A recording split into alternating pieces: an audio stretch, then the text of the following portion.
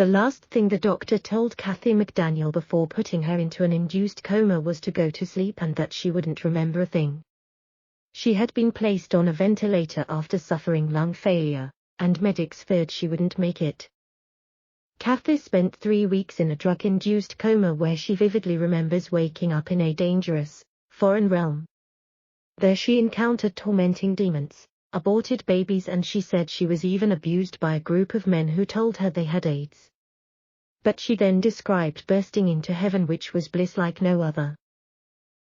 And 22 years later, she has now published a book called Misfit in Hell to Heaven Expat.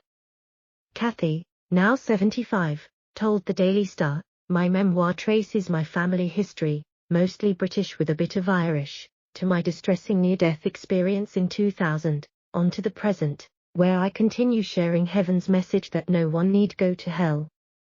But a place like hell is exactly where Kathy ended up shortly after being put to sleep at the turn of the century. This week she spoke about her near-death experience on the Skeptic Metaphysician podcast. She described waking up in darkness before a reddish glow appeared. Kathy, who lives near Seattle, Washington, added, "But then it got kind of misty and foggy and warm and something smelled bad, and then I started hearing these little moans and shrieks in the background as it got lighter. I thought that can't be good, and then all of a sudden this voice booms out saying, 'Do you know where you are?'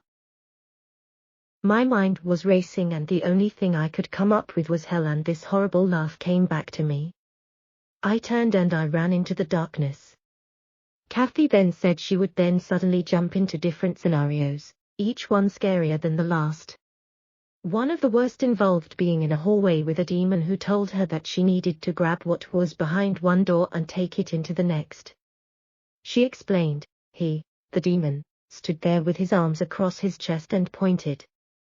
I went into this room and there were all these gurneys with women lying on them, and they had gowns over them and their legs were sprawled.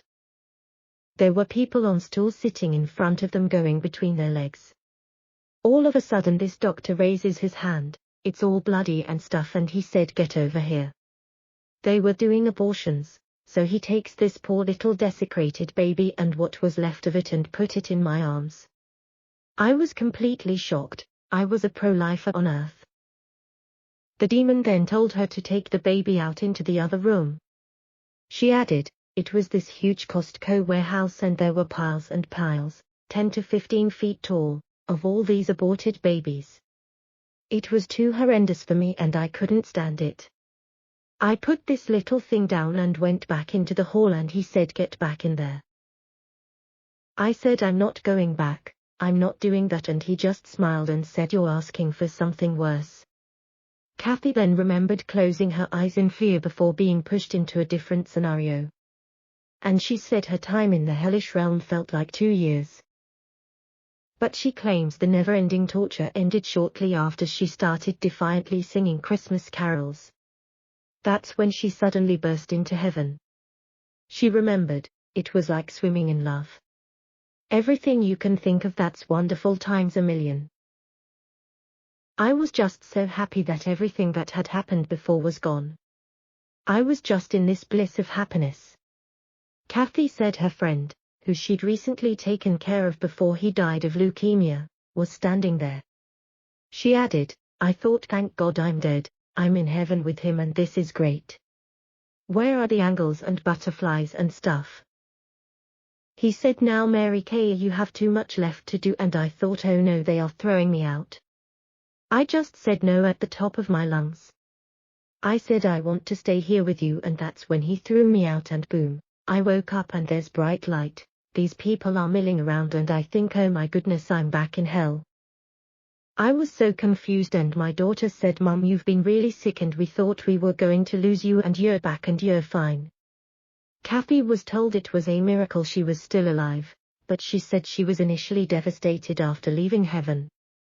She now looks forward to her return, but first wants to continue spreading her message that we can create our own reality.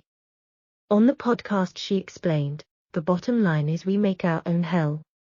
I learned just from that short stint in heaven that God is all loving and all forgiving, period." And she said she hopes her book, available on Amazon, will bring hope to people.